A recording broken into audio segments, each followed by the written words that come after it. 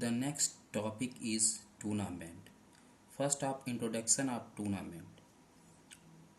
Competing in physical activities has been the natural tendency of human being since the beginning of the Stone Age. Then there were no rules and regulation. Might is right was the main principles in those days. With the phases of time, some rules come into existence and competition being to be held in civilized way. Now the competitions or tournaments are held according to set rules and regulation. The tournament are organized at various levels such as zonal, district, state, national and international level. Olympic Games and World Cup are organized in a splendid and magnificent way. And the main definition of tournament, the set word, tournament is a series of sports in which one team finally wins and rest of the team lose the matches. And then second factor depending tournament, तो कौन कौन से factor depending करते हैं tournaments को, उसको देखना पड़ेगा. उसमें पहला है नंबर्स ऑफ पार्टिसिपेटिंग टीम. पहले हमको ये पता होना चाहिए कि हमारे पास कितनी पार्टिसिपेटिंग टीम है, कितनी पार्टिसिपेट कर रही हैं. Second thing, number of grounds available, हमारे पास कितने मैचेस होने हैं, लाइक है ओलंपिक और national level, international level, youth game या और भी इस तरह के पैरा ओलंपिक्स गेम हैं, तो उसमें हमारे पास कितनी ग्राउंड हमको चाहिए, कितने इवेंट्स कराने हैं, उसके अकॉर्डिंग हम अपने ग्राउंड्स की अवेलेबिलिटी देखते हैं. थर्ड है अवेलेबल फंड्स, किसी भी प्रोग्राम को ऑर्गेनाइज करने के लिए हमारे पास कितना बड़ा प्रोग्राम, उसके अकॉर्डिंग फंड होना चाहिए. And fourth, number of matches etcetera. फिर उसके बाद आता है कि हमारे पास कितने मैच हैं, कितने मैच कराने हैं. इन सब का पहले ही बिफोर द टूर्नामेंट हमको क्या करना चाहिए, शेड्यूल बना लेना चाहिए. अब बात आती है कि कोई टूर्नामेंट है तो उसके इम्पोर्टेंस होंगे और डिमेरिट्स होगी, तो ये सारी चीज़ें हमको अब इसीलिए हम इसको खेलते हैं. तो फर्स्ट है helpful in the selection of players. First है टूर्नामेंट के द्वारा हमको सिलेक्शन का प्लेयर्स का जो सिलेक्शन होता है उसको अच्छे से हम कर लेते हैं, अगर जितना ज़्यादा टूर्नामेंट होता है उतना. लाइक फॉर एग्जांपल, जैसे आपकी टीम, आपके स्कूल्स की एक फुटबॉल की टीम बनानी हो, तो क्या होता है कि पहले जो है इंट्राम्यूरल टूर्नामेंट कराए जाते हैं, उसमें स्कूल्स के सारे बच्चे पार्टिसिपेट करते हैं. उसमें जो बेस्ट प्लेयर्स होते हैं उनकी स्कूल की टीम बनती है. In a tournament good players can be selected easily by observing their performance in the tournament. Those players who give good preparation can be selected for upper level tournaments. Second है development of social qualities. Social traits such as tolerance, sympathy, cooperation, group chosen, brotherhood, discipline, etc. are developed among participants through sports tournament. Sources of recreation. Sources of recreation. Sports tournament provide ample recreation to the spectators.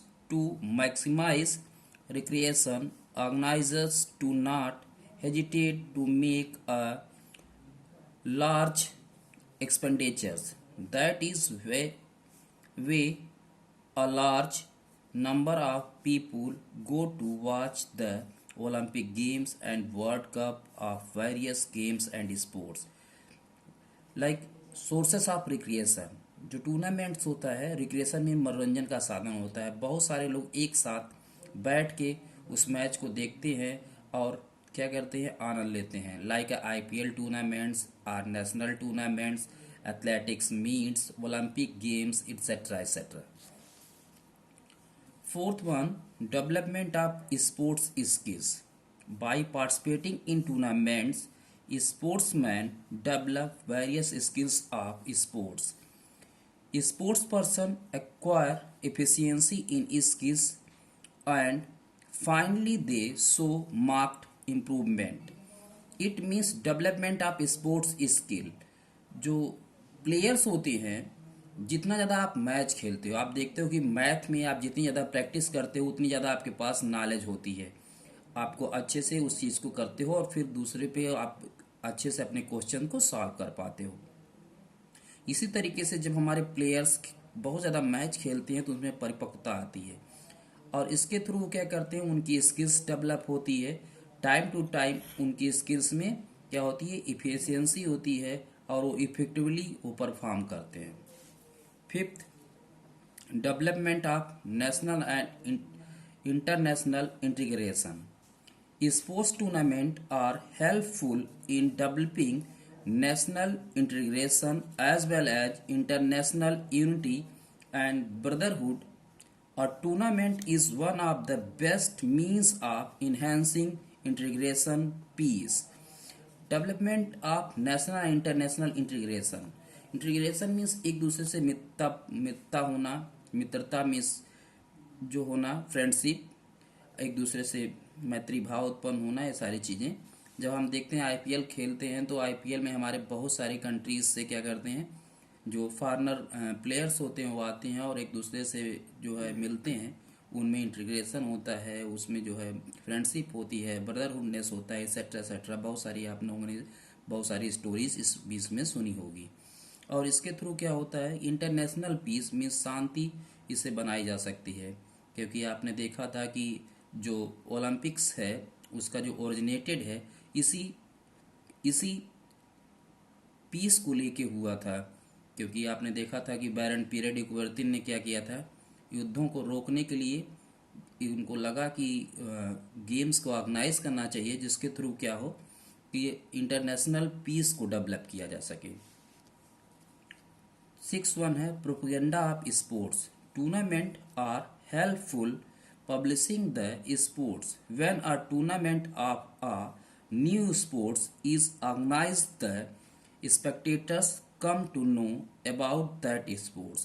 Propaganda of sports it means कि किसी नई games को क्या करते हैं, हम introduce कराते हैं। इंट्रोड्यूस कराने के लिए हमको क्या करना पड़ता है, उस नई गेम को लोगों के बीच में ले जाना पड़ता है, पब्लिश करना पड़ता है, एक्सेट्रा एक्सेट्रा, जिसके थ्रू लोग क्या करते हैं, उस गेम्स के बारे में जानते हैं। नेक्स्ट टॉपिक है टाइप्स ऑफ टूर्नामेंट, कि हमारे कितने टाइप्स के टूर्नामेंट होते हैं। उसमें हमारे जो सिलेबस में है 3 टाइप्स के टूर्नामेंट हमको पढ़ने हैं। उसमें फर्स्ट है नॉकआउट टूर्नामेंट, सेकंड है लीग और राउंड रोबिन टूर्नामेंट, इसको बर्गर टूर्नामेंट भी बोलते हैं, एंड थर्ड है कॉम्बिनेशन टूर्नामेंट। फोर्थ टूर्नामेंट होता है चैलेंज टूर्नामेंट, जो हमारे कोर्स में नहीं है। तो हमको सिर्फ 3 ही टूर्नामेंट्स पढ़ने हैं। इन 3 टूर्नामेंट्स के बारे में हम एक एक करके पढ़ लेंगे। फर्स्ट है नॉकआउट टूर्नामेंट। तो नॉकआउट टूर्नामेंट की डिफिनेशन है, in this types of tournament a team which is one defeated automatically gets eliminated from the tournament. इनके कहने का मतलब है कि जब कोई नॉकआउट टूर्नामेंट होता है, टीम जहां हारती है वहीं से उसका सेटबैक होता है, इट मीन्स वो अपने घर चली जाती है।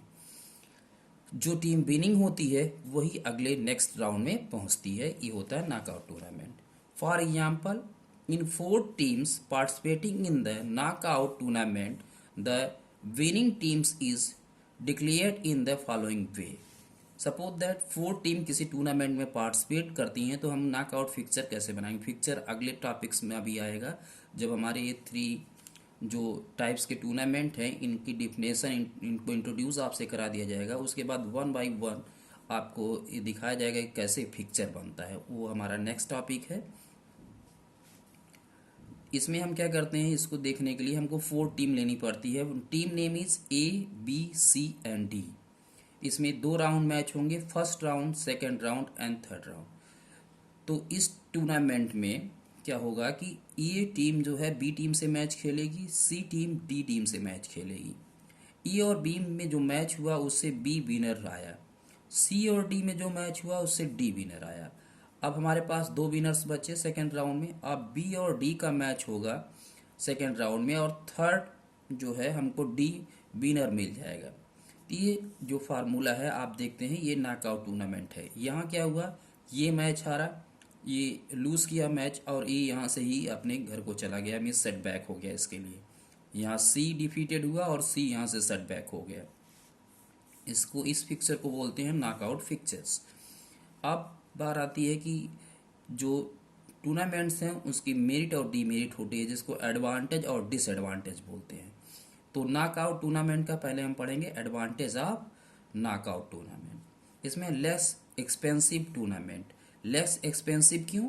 क्योंकि जो टीमें होती हैं मैचेस कम होते हैं, क्योंकि नॉकआउट होता है जो जहां हारता है वहीं से चला जाता है। इसीलिए क्या होता है, इसमें जो एक्सपेंसिव है ये बहुत कम एक्सपेंसिव होता है। सेकंड है less number of matches. Matches कम होते हैं। Completed in less time. Standard of sports maintained. Standard of sports maintained in the sense कि सारी टीमों को पता है अगर वो हारेंगी तो वहीं से उनका सेटबैक हो जाएगा, इसीलिए वो मैक्सिमम एफर्ट करके पार्टिसिपेट करती हैं और उस स्पोर्ट्स में पार्टिसिपेट करती हैं और उसको खेलती हैं। फोर्थ है minimum numbers of officials are required. आपको पता है कि मैचेस कम होंगे तो ऑटोमेटिकली क्या होगा कि नंबर ऑफ ऑफिशियल्स कम लगेंगे। अब इसकी डिसएडवांटेज और डिमेरिट्स देख लेते हैं। Disadvantage of the knockout tournament, good teams may not reach the final round. कभी कभी आप देखते होंगे कि अगर नॉकआउट टूर्नामेंट होता है तो वहाँ क्या होगा कि जो अच्छी टीम होगी पहले ही मैच हार जाएगी, तो बाद में जो हमारी विनिंग टीम्स नहीं होंगी, तो जो अच्छी टीम्स नहीं होगी वो फाइनल में पहुंचेंगी, वहाँ स्पेक्टेटर्स इनको नहीं मिलेंगे। Maximum chances of the big team to enter the final rounds. Suppose that अभी एक टूर्नामेंट आप कराएं, Australia, Africa, England, India, Bangladesh, Ireland. अब प्रॉब्लम ये होगी कि सपोज दैट बांग्लादेश और आयरलैंड एक साथ खेल गया, इसी तरीके से सारी टीमों का मैच हुआ और ये ऊपर से आते हुए बांग्लादेश और आयरलैंड में कोई फाइनल तक आ गया, तो ये क्या होगा कि जो फाइनल होगा वो अच्छा नहीं हो पाएगा। इसमें चांसेस होते हैं कि जो वीक टीम्स होती हैं वो भी फाइनल की तरफ ईजिली पहुंच जाती हैं। थर्ड है स्पेक्टेटर्स में loose interest in the final match. It means कि जो फाइनल मैच होता है, जब वहाँ जो है टीमें पहुँच जाएंगी, जो बिग टीम्स हैं अगर वो पहुँच जाएंगी, तो स्पेक्टेटर्स वहाँ मैच में इंटरेस्ट नहीं लेगा और उस मैच को देखने के लिए नहीं आएगा। तो आज हमने पढ़ा कि नॉकआउट टूर्नामेंट। ओके, अब आप नेक्स्ट हम लोग पढ़ेंगे लीग और राउंड रोबिन टूर्नामेंट।